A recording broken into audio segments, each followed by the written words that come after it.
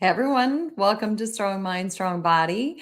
I'm your host, Angie Miller, and Strong Mind, Strong Body is a perfect platform where we talk about all things health, fitness, and wellness. And my favorite part is the interesting guests and talking to them and getting their insights. And today I have a guest who I met last year when I was in Bangkok at Asia Fitness Conference. I think his name is Nick Tuminello. I think Nick is fascinating. He's got a lot of great insights for trainers.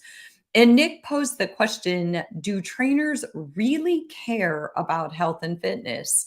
And I know he has sent this out to his subscribers in a blog several times over. And he always gets a lot of great feedback about, first of all, why would you even ask? Of course, we care about health and fitness.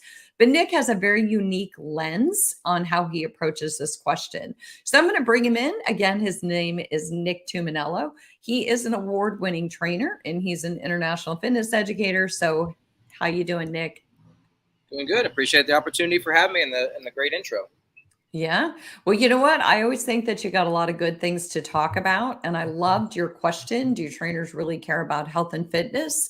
Because I think that you and I are very aligned on one thing, and that's that there's so much more to exercise and fitness than what meets the eye, so to speak. We've walked away from the aesthetic part of it, not that we don't care about that, but that there's so many other things with disease prevention and the idea that we have better energy, better moods, we feel more stable, we're nicer, we can help alleviate anxiety and depression. And so when you position this question and you bring this to your subscribers, what was really your goal? What was kind of the underlying message of, hey guys, do you really care about health and fitness? Well, you did a great job of describing the non-physique or performance-related benefits of exercise, right? Reducing all-cause mortality, trying to live longer and not die. I think that's a pretty good, reason to exercise on a regular basis. But the reason why I brought it up is because I'm not just creating a problem or having a problem or a solution that's looking for a problem. What I was hearing, when I say I'm hearing it, I don't just mean a few trainers. I'm lucky. I get to go around the world and interact with the best of the best and the newest and the most experienced trainers from all over the world. And also with my social media presence, I get a lot of interactions. Some I agree with, some I disagree with, some are, everywhere in between. So I get a good finger. I have a finger on the pulse of what a lot of trainers are saying. And what I hear a lot in the last 10 years is I hear things like, well, my clients, they just don't get it. They just don't care, right?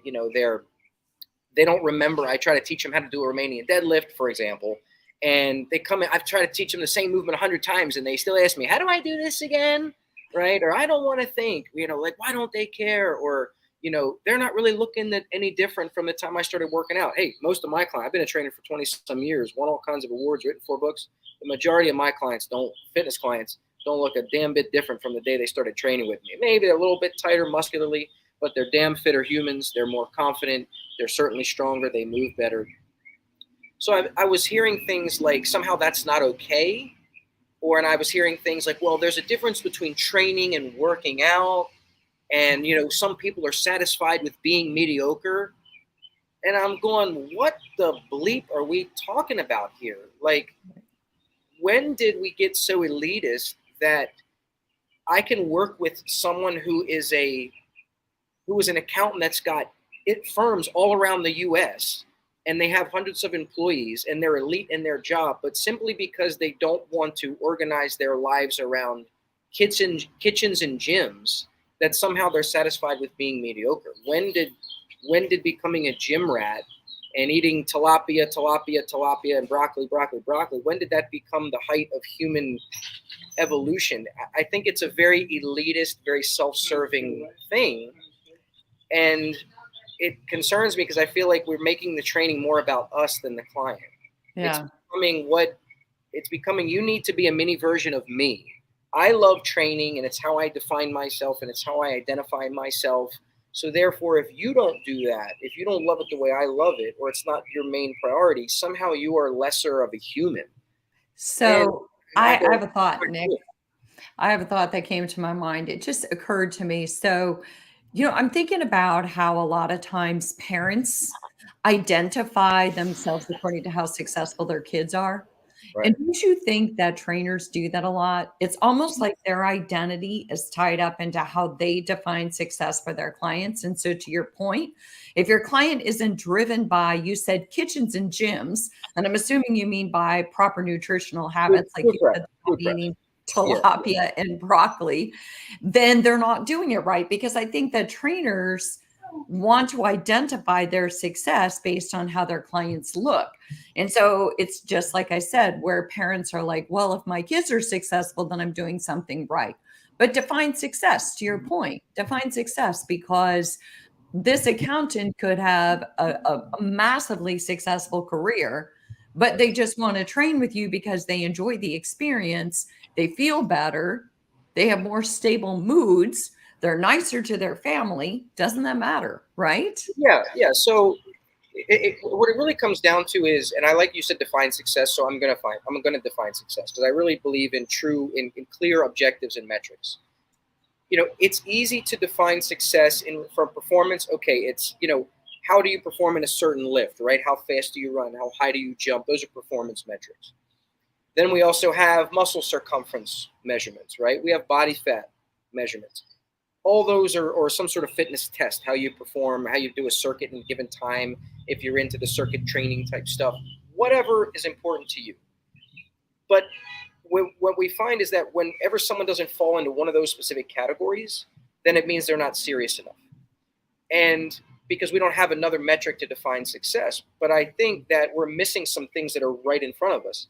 How about exercising more often throughout the week than they otherwise would without you, right? How many people would just go, hey, look, if I wasn't with you, I probably wouldn't be exercising much, or I might go walk around the block once a day, once.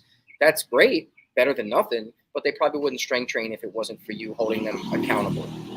How about the fact when people say, well, they just don't care, right? Well, they maybe don't care about their deadlift numbers or, doing some specific exercise that you as the trainer feel is important or that they should care about.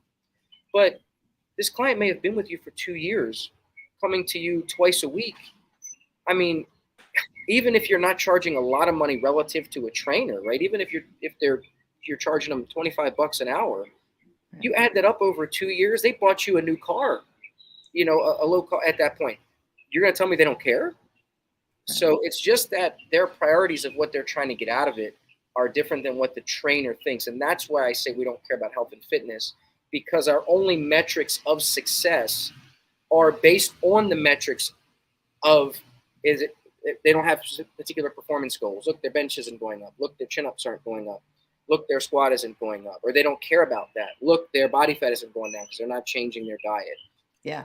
Look, something's not getting bigger, right? Their biceps aren't getting bigger. We're not. So what? I'm just spinning wheels here. I don't know. They just don't care. Well, clearly they care. They wouldn't have been coming to you and spent a lot of their hard-earned money with you.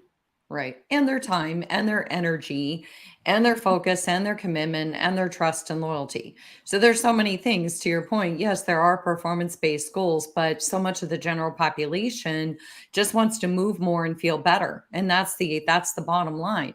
It's about how they feel versus how they look. And the fact that you're holding them accountable and you're giving them a safe space to go and do things. It's not so much about the performance. And I love how you said that trainers will say they don't get it or they don't care.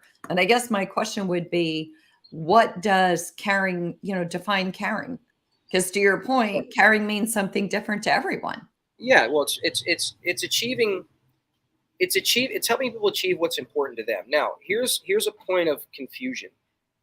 Every client comes into a train. Well, I can't say every client. The majority comes into the trainer usually saying the same things, right? They'll say something like, "Yeah, I want to get rid of this. A little less of this, a little bigger here." Wherever they say bigger glutes, it's usually some sort of performance or physique related request because that's all they associate the trainer with. That's all they know how to ask for. But as you start working with them and as you start giving them tips and talking to them about nutrition and behavior change and all the tools, and you find that they're just not doing those things, but they're still working out, then you realize what they really do want. right? Now, maybe in 2 years, they get to a different part of their life. And they go, well, now I really want to do a physique transformation. That's more important to me now. But now, I'm single and I want to go out and I like having my wine and the burger here and there. And I used to have a client. He was a super sick. His name was Daniel Schuster Concrete in Baltimore. A little shout out to him. And this is a man who was known, just a quick little side note about him. This was a man who started off literally going door to door, fixing concrete in the neighborhood that I grew up in. And he grew up to be one of the largest concrete contractors in the entire state of Maryland, was considered one of the best employees, multi-million-dollar company, one of the best companies to be employed by because he treated his clients like gold. He still drove a cement truck every day, even though he could have retired, very early and had lots of money. You'd never know it. He used to say the same thing. He goes, Nick, I'm coming to you. And keep in mind, he was a referral from other clients of mine. And he used to call it LLS training. He goes, I'm coming to you to be a little less shitty. Right? And I say that because it's realistic, right? Where some people don't necessarily want fat loss, but we forget about the weight management benefits of exercise. You may not be actively losing fat, but how about the fact that we're going to offset some of the higher calorie, diet and behaviors that you have, so you're not gaining weight as fast as the average person may into their 40s and 50s. You're not losing muscle as fast as the average person may. Right. These are all very reasonable goals. They might not be as cool and as sexy to the trainer, but I will tell you what is sexy and cool: making money. Now, money's not everything, but money buys freedom. It doesn't buy happiness, it buys freedom. And no matter how smart you are as a trainer, you can't afford to become smarter and pay for courses if you don't have clients that are paying you. And you also can't be helping clients with all the smarts you have if you don't have clients. And the real money and the most variety of people who need your help and the most accessible clients that have realistic goals are everyday people in your area. They're not the celebrities. They're not the high-level athletes who tend to come and go. And even trainers that do have those celebrities and athletes, usually it's only a handful of them. I'm one of them. I've trained a lot of professional athletes. That was never where I made most of my money. Yeah. It was Well, and always I'll tell you, population. you know what else is sexy and cool is just being able to listen to people. What's sexy and cool to me is being able to meet someone where they're at and to be able to say, okay, it's not about me, it's about them, which isn't that why we went into this? We went into this to change lives, not necessarily to change bodies. Okay, because aesthetic bodies are only a small part of the whole picture. To your point, if they're just kind of if they're kind of mitigating some of the damage, if you will, of their daily life, they're enjoying their wine, but they're still coming to you. So at least they're doing some things that are healthy that help offset some of those other things. So, Nick, I want to reintroduce you and me. So, this is Strong Mind, Strong Body. My name is Angie Miller, and I'm talking to Nick Tuminello. Nick is a world class trainer. He's a fitness educator. He's an author. He's done all kinds of things out there that have made a huge impact in the world of health and fitness. So, Nick, question for you. Another thing that you talk about in that article is focusing on what clients can do versus what they can't. And I think that's such a key point because if you go back to everything you were saying about performance goals and how well do they deadlift and what does their squat look like and are they externally rotated, and you drive yourself crazy focusing on everything that's going wrong in their body as they're performing exercise, then that's what you're focused on, is what's not working. But what about everything that is working? Well, yeah, for every one thing that's going wrong with them, there's 1,000 things that are going right. So I would say that you want to focus on both. They're not mutually exclusive. But what do you focus on first? We have to remember that. Sorry, there's a truck going by here. Sorry, we have to remember that we are a facilitator of fitness, and we want to help everybody find what's important to them. And our vehicle for doing that is relative to movement and exercise. We want to build a love for that. So we want to set them we want to build on wins. So, when somebody comes in, for example, starts with like an assessment. I know NASM is really big with a posture assessment. I think that's all fine. But in my approach, I'm not going to tell anybody what to do. They say when you give advice, you're just trying to tell people to be more like you. I'm just going to tell you what I do and what's worked for me, and I found other trainers resonate with this.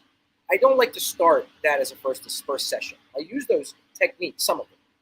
But my techniques at first is to see what they can do. And what I say is, I want to try to fit exercises, the best exercise that fit your body.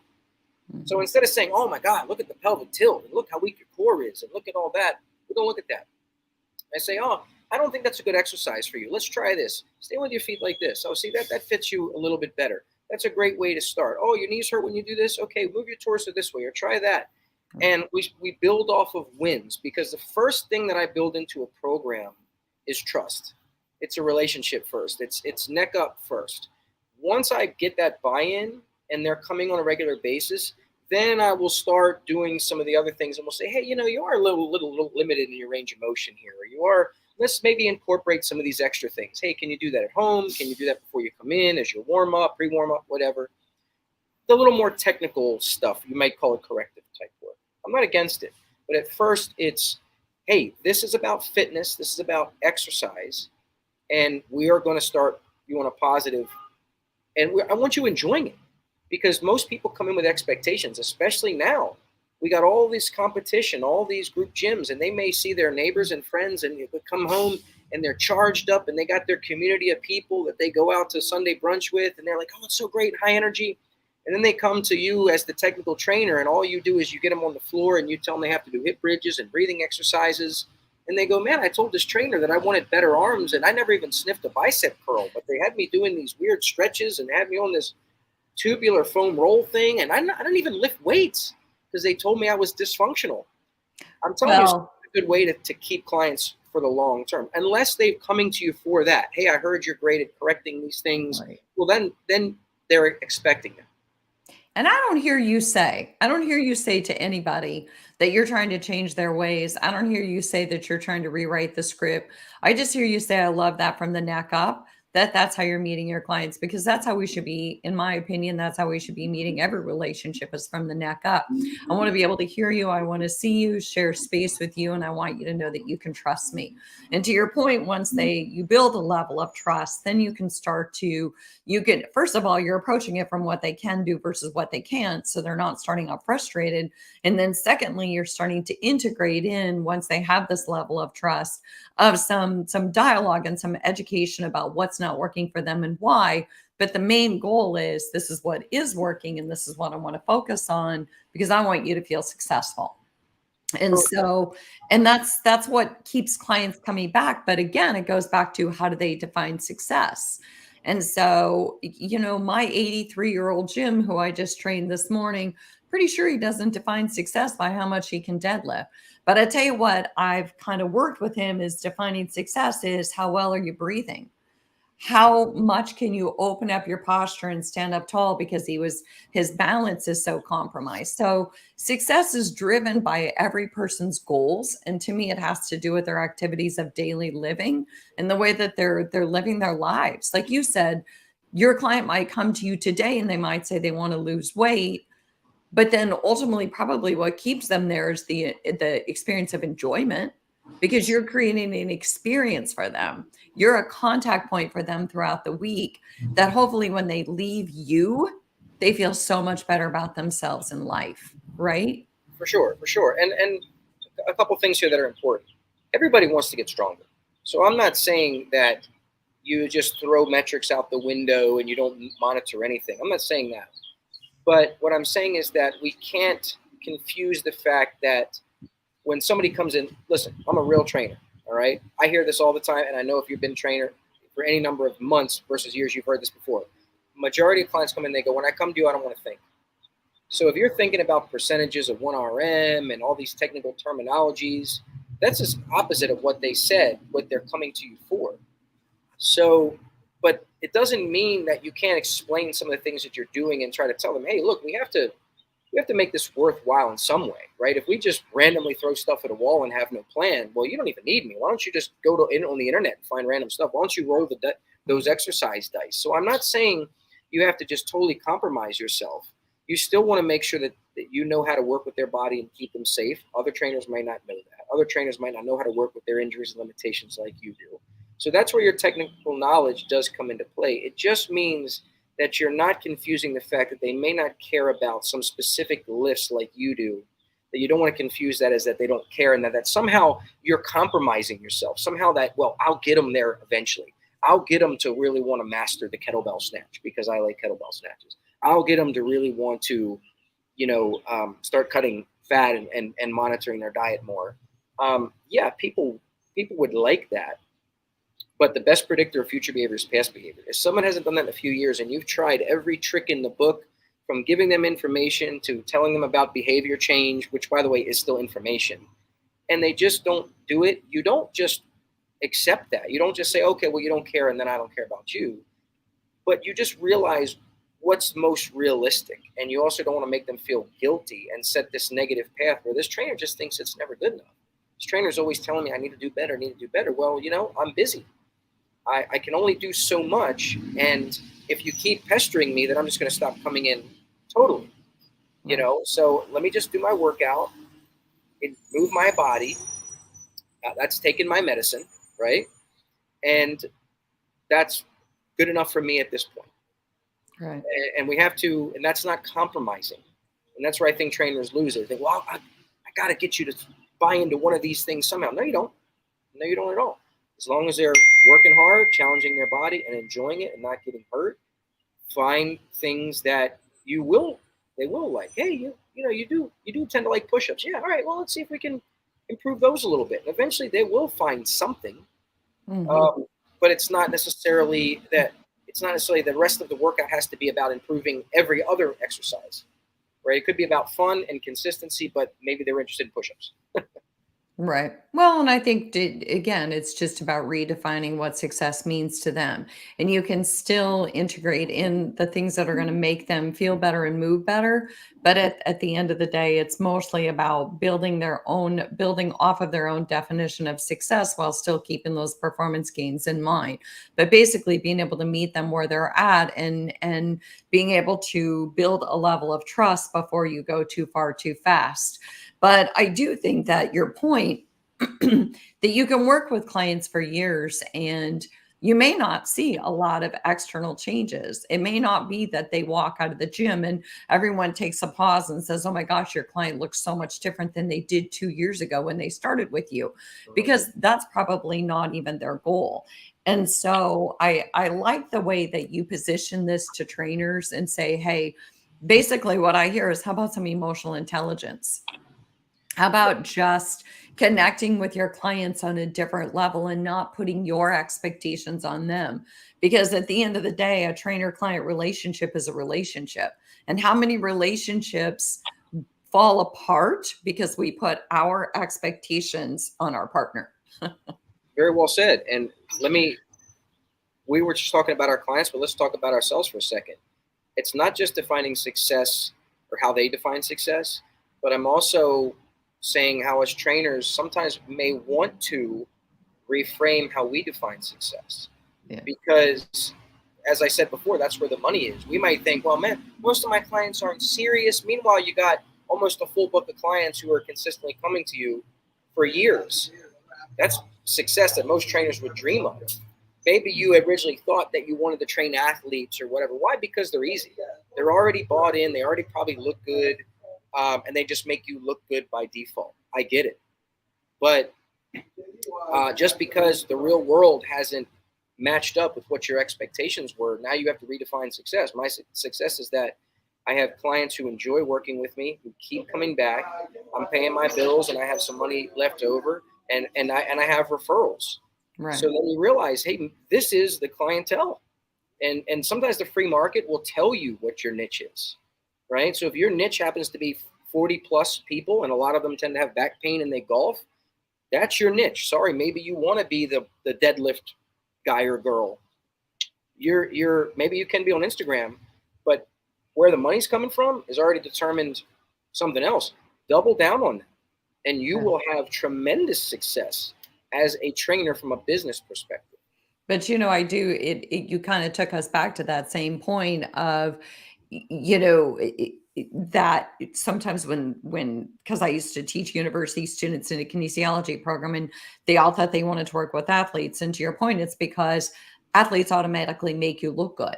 But again, if we go back to, does it all have to be about how they look? Can it be about how they feel? Can it be about the fact that they're moving better and they're feeling better and they're functioning better in daily life? So I want to reintroduce you, Nick. I'm talking to Nick Tuminello, and Nick is an amazing trainer. He's an author. He is kind of world renowned in his education.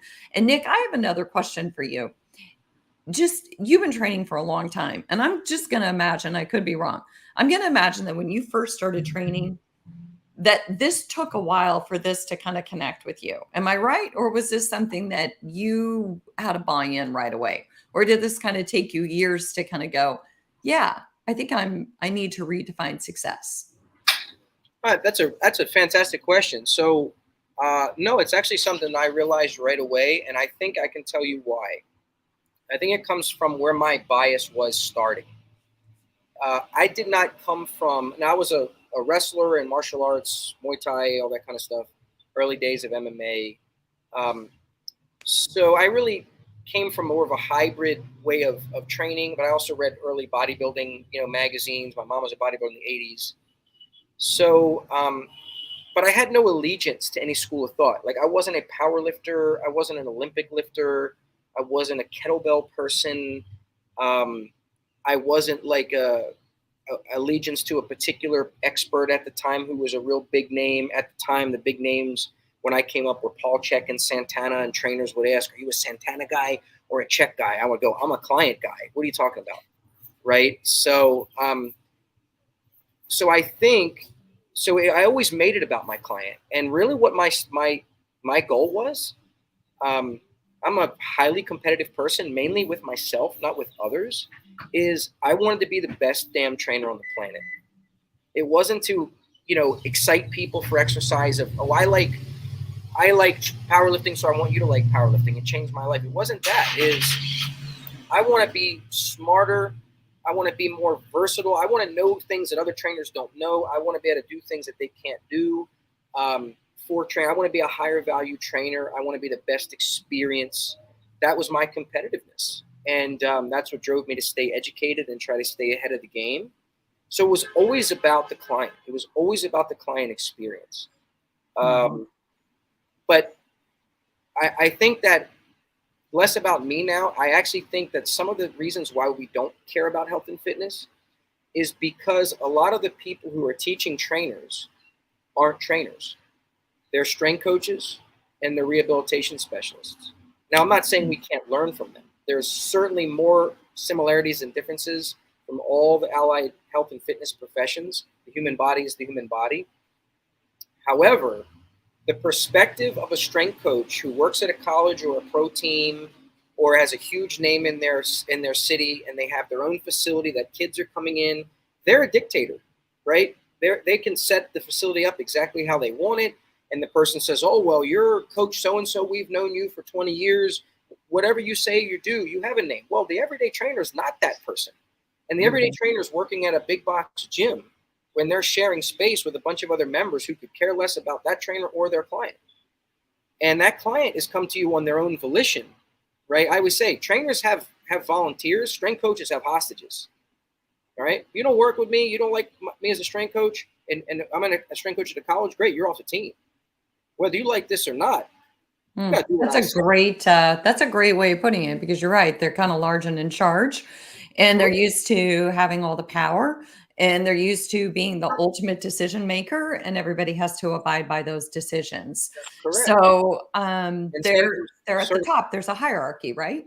Yeah, and sorry to cut you off there, but also with physio, right? When you come to a physio, you go, look, my doctor told me to be here, or my back hurts. I'll do whatever you tell me. I'll bang my head against this wall if you tell me it's better for my back or help my shoulder recover. You tell me. So it's not about the client. It's not getting the client better, but the expert is number one, right? The physio or the strength coach. Whereas in personal training, it's a customer service field. Now, we still need to be technical, right? We still need to learn the technical aspects of training people, program design, and so forth. But it's a customer service field. People will come and go on their own volition.